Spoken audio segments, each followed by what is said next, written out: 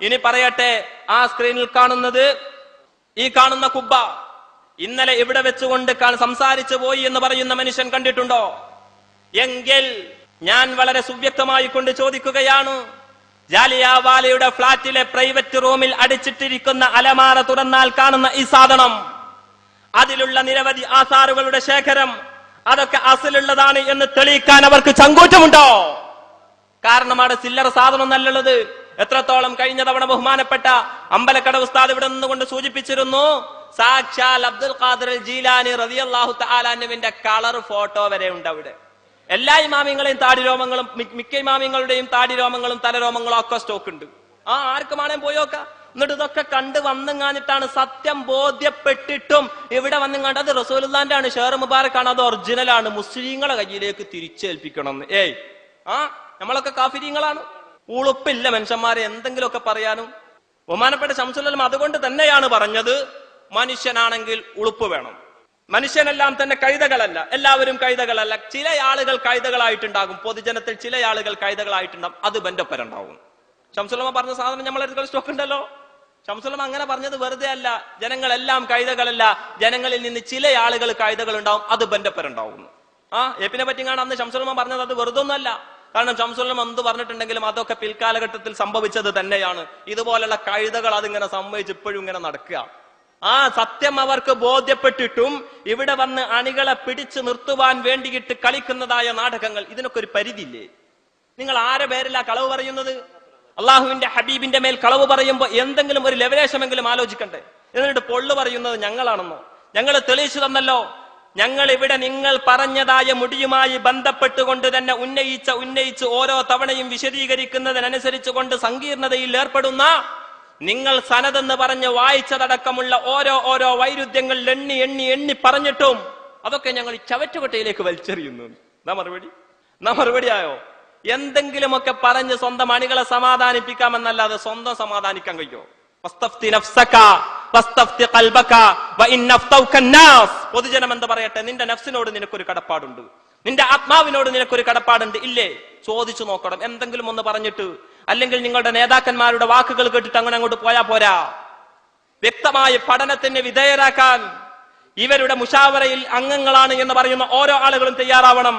നേരത്തെ ബഹുമാനപ്പെട്ട ഉസ്താദുമാര് സൂചിപ്പിച്ചല്ലോ, ഇപ്പൊ നിങ്ങൾ കാണിക്കുന്നതായ മൗനം, ആ മൗനം നിങ്ങളെ നാളെ മഹ്ശറ വൻസഭയിൽ വെച്ചുകൊണ്ട് വിരൽ കടിപ്പിക്കാൻ നിർബന്ധിതരായി തീർക്കുന്നതാ. യാ ലൈതനി ഇത്തഖതു മഅർ റസൂലി സബീല, യാ വൈലതാ ലൈതനി ലം അത്തഖദു ഫുലാനൻ ഖലീല. ഈ ചങ്ങാതിയെയാണല്ലോ ഞാൻ കൂട്ടുകാരനായി സ്വീകരിച്ചത്, കമ്പനിയായി കൂട്ടുകൂടിയത്, ഇവന്റെ പിന്നാലെയാണല്ലോ ഞാൻ അണിനിരന്നതെന്ന് വിചാരിച്ച് യൗമ യഉള്ളുല്ലാലിമു അലാ യദൈ, അക്രമി അവന്റെ കൈ കടിക്കുന്ന സമയം നാളെ വരാനിരിക്കുന്നുണ്ടെന്നു വിശുദ്ധ ഖുർആനിലൂടെ അല്ലാഹു തആല പറഞ്ഞിട്ടുണ്ട്. ഖേദിച്ചു മടങ്ങുക. സത്യം മനസ്സിലായാൽ ഞാൻ ഖേദിച്ചു മടങ്ങുമെന്ന് ഇദ്ദേഹം പറഞ്ഞിരുന്നു. മടങ്ങുന്ന ലക്ഷണമില്ല. കാരണം സത്യം മനസ്സിലായിക്കൊണ്ട് തന്നെയാണ് ജനങ്ങളെ കബളിപ്പിക്കുവാൻ വേണ്ടി ഇവരിറങ്ങി തിരിച്ചത്. പിന്നെ മറ്റൊന്ന് പറഞ്ഞത്, നിയൽ കണ്ട് ബോധ്യപ്പെട്ടതിന്റെ ശേഷമാണ് ബഹുമാനപ്പെട്ട ഹമീദ് ഫൈലി മുടി കൈപ്പറ്റിയത് എന്ന. നിങ്ങളെ വാദപ്പോൾ എന്തായി? നിങ്ങളുടെ വാദം ഇപ്പോൾ എന്തായി തീർന്നു? നിയൽ നോക്കുക എന്ന് പറയുന്നത് അത് തനി ജൂതായിസമാണ് എന്നായിരുന്നു നിങ്ങൾ തന്നെ എഴുതി വിട്ടിരുന്നത്. ആ നിലപാടിൽ നിന്നുകൊണ്ട് മാറിയോ? നമുക്ക് ഓരോന്നും ഓരോ ഭാഗങ്ങളും എടുത്തുകൊണ്ട് പരിശോധിച്ചു നോക്കാൻ നിങ്ങൾ തന്നെയാണ് തയ്യാറായി തീരേണ്ടത്. കാരണം ഈ തിരുകേശത്തിന് നിയലുണ്ടാകില്ല എന്ന് പറയുന്നത് യുക്തിവാദമാണ് എന്നാണ് നിങ്ങൾ നിങ്ങളുടെ സിറാജ് എന്ന് പറയുന്ന പത്രത്തിൽ എഴുതി വിട്ടിട്ടുള്ളത്. തിരുകേശം നബിയുടേതാണെങ്കിൽ അതിന് നേലുണ്ടാകില്ല എന്നൊരു യുക്തിവാദം. ആര് പറഞ്ഞു തിരുകേശത്തിന് നേലുണ്ടാകില്ലെന്ന്? നബി സല്ലല്ലാഹു അലൈഹി വസല്ലമ തങ്ങൾക്ക് നേലുണ്ടായിരുന്നില്ല എന്നതിന് രേഖയുണ്ട്. ഇമാം സുയൂത്തി റളിയല്ലാഹു അൻഹുവിന്റെ ഖസായിസുൽ കുബ്രയിൽ ഇതേക്കുറിച്ച് ചർച്ച കാണാം. സൂര്യചന്ദ്രപ്രകാശത്തിൽ അവിടുത്തെ തിരുശരീരത്തിന് നേലുണ്ടായിരുന്നില്ല എന്ന് തുർമുദിയിൽ നിന്ന് ഇമാം സുയൂത്തി റളിയല്ലാഹു തആല അൻഹു ഹദീസ് ഉദ്ധരിക്കുന്നുണ്ട്. ഈ വാദം ഇവരുടെ പണ്ഡിതന്മാർക്കുണ്ടോ? ഉണ്ടെങ്കിൽ അത് അവർ വ്യക്തമാക്കണം. കഴിഞ്ഞില്ല. എന്നിട്ട് അദ്ദേഹം പറയുന്നു, നബി സല്ലല്ലാഹു അലൈഹി വസല്ലമ തങ്ങളുടെ ഇത് അവിടുത്തെ മുഅ്ജിസത്താണ്. മുഅ്ജിസത്ത് കറാമത്ത് എന്നൊക്കെ പറഞ്ഞാൽ അത് ജുസ്ഇയാണ്, അഥവാ സാമാന്യവൽക്കരണത്തിന് വഴങ്ങുന്ന ആശയങ്ങളല്ല. തിരുശരീരത്തിന് നീലുണ്ടായിരുന്നില്ല എന്ന് പറഞ്ഞാൽ അത്രത്തോളം മനസ്സിലാക്കിയാൽ മതി. അതിനപ്പുറം വായിക്കാൻ പ്രമാണങ്ങളിൽ നിന്ന് തെളിവ് വേണം. ഇല്ലെങ്കിൽ അത് യുക്തിവാദമാവും. ഇസ്ലാമിൽ യുക്തിവാദമില്ല.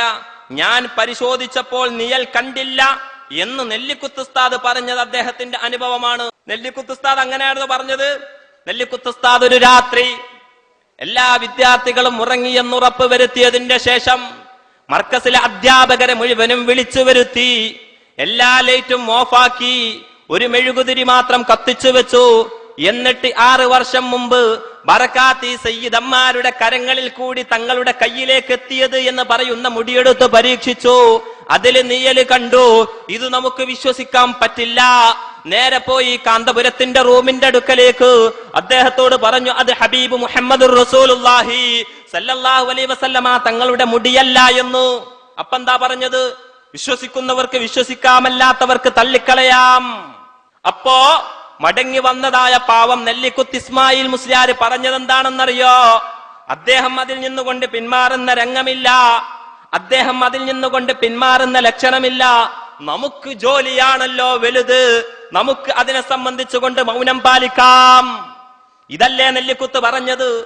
എന്നിട്ട് അതിൽ നിന്നുകൊണ്ട് മാറിയിട്ട് നെല്ലിക്കുത്ത് നിഴൽ കണ്ടില്ല എന്ന് അദ്ദേഹത്തിന്റെ കാലശേഷം നിങ്ങളുടെ ഗ്രന്ഥങ്ങളിൽ എഴുതി പിടിപ്പിച്ചിരിക്കുകയാണ്. ഇതാണ് നിങ്ങൾ മരണപ്പെട്ടു പോയ ആളുകളുടെ മേലൊക്കെ പച്ചപ്പൊള്ള് അടിച്ചേൽപ്പിക്കുകയാ. തയ്യാറുണ്ടോ? തയ്യാറുണ്ടോ? ഞങ്ങളുടെ കയ്യിലുള്ളതും ജാലിയാവാല എന്ന് പറയുന്ന നിങ്ങൾക്ക് മുടി നൽകിയ ആളുടെ കയ്യിൽ നിന്നുകൊണ്ട് ലഭ്യമായതാണെന്ന് പറഞ്ഞിട്ടുണ്ടല്ലോ. പരിശോധനക്ക് തയ്യാറുണ്ടോ? തിരുകേശത്തിൽ ഈച്ച, ഉറുമ്പ്, പേൻ തുടങ്ങിയ ജീവികൾ കയറുന്നതല്ല. നബി സല്ലല്ലാഹു അലൈഹി വസല്ലമ തങ്ങളുടെ വിശുദ്ധ ശരീരത്തിന്റെ ഭാഗമായ തിരുകേശത്തിന് നിരവധി സവിശേഷതകൾ ഉണ്ട്. അമ്പിയാക്കളുടെ ശരീരം ഇഹപരലോകങ്ങളിൽ അഗ്നിക്കിരയാകുകയില്ല. നബി സല്ലല്ലാഹു അലൈഹി വസല്ലമയുടെ ശരീരം പ്രകാശമായതിനാൽ അതിന്റെ ഒരു ഭാഗത്ത് മാത്രം പ്രകാശം പതിയുന്ന കാരണത്താൽ മറുഭാഗത്ത് പ്രത്യക്ഷപ്പെടുന്ന നിഴൽ എന്ന ഇരുട്ട് ഉണ്ടാവുകയില്ല. എല്ലാ ഭാഗവും പ്രകാശിക്കുന്ന വസ്തുക്കൾക്കും 4 ഭാഗത്തു നിന്നും പ്രകാശം പതിക്കുന്ന വസ്തുക്കൾക്കും നിഴലില്ലാത്ത പ്രകാശമാണിത്. തിരുകേശത്തിൽ ഈച്ച, ഉറുമ്പ്, പേൻ തുടങ്ങിയ ജീവികൾ കയറുകയില്ല. അപ്രകാരം തന്നെ തിരുകേശം അഗ്നിക്കിരയാവുകയോ അതിൽ നിഴൽ തെളിയിക്കുകയോ അതിൽ ഈച്ച, ഉറുമ്പ് മുതലായവ പ്രവേശിക്കുകയോ ചെയ്യുന്നതല്ല. സീറത്തുൽ ഹലബിയ വാള്യം 3 പേജ് 381 വായിക്കുന്നത് തിരുകേശം മഹത്വം വർത്തമാനം എന്ന ഇയാഉസ്സുന്ന പബ്ലിക്കേഷൻ മർക്കസ് ശരീഅത്ത് കോളേജിലെ വിദ്യാർത്ഥികൾ പ്രസിദ്ധീകരിച്ച സാക്ഷാൽ കാന്തപുരം എ പി അബൂബക്കർ മുസ്ലിയാർ അവതാരിക എഴുതിയതായ പുസ്തകത്തിൽ നിന്നാണ്. ഞങ്ങൾ തയ്യാറാണ് ജാലിയാവാലയിൽ നിന്നുകൊണ്ട് കിട്ടിയ മുടിയെടുത്തുകൊണ്ട് അതിൽ നിഴലുണ്ടോ എന്ന് പരിശോധിക്കാൻ, അതിൽ ഈച്ച കയറുമോ എന്ന് പരിശോധിക്കാൻ, അതിൽ ഉറുമ്പരിക്കുമോ എന്ന് പരിശോധിക്കാൻ, അതിൽ പേനരിക്കുമോ എന്ന് പരിശോധിക്കാൻ, അത് അഗ്നി ഗ്രസിക്കുമോ എന്ന് പരിശോധിക്കാൻ ഞങ്ങൾ തയ്യാറാ. കാന്തപുരവും തന്റെ കയ്യിലുള്ള ശിങ്കടികളും ആ മുടി അംഗീകരിച്ചു കൊണ്ടിരിക്കുന്ന ആളുകളും തയ്യാറാണോ? ഞങ്ങൾക്ക് അതാ ചോദിക്കാനുള്ളത്. എല്ലാ പരീക്ഷണവും നടത്തുക. അതിനു വേണ്ടി തന്നെയാ ഞങ്ങൾ കൊണ്ടുവന്നത്. ഇനി നിങ്ങൾ പറയാത്ത പല പരീക്ഷണങ്ങളും ഞങ്ങൾ അത് വ്യാജമാണ് എന്ന് ഞങ്ങൾക്ക് ഉറപ്പായത് കൊണ്ട് ഞങ്ങൾ അതിൽ നടത്തും. അതിനിവിടെ വന്നുകൊണ്ട് നൊലോച്ചിട്ടൊന്നും ഒരു കാര്യം ഉണ്ടാവില്ല. ഹസ്രജിക്ക് മുടി നൽകിയത്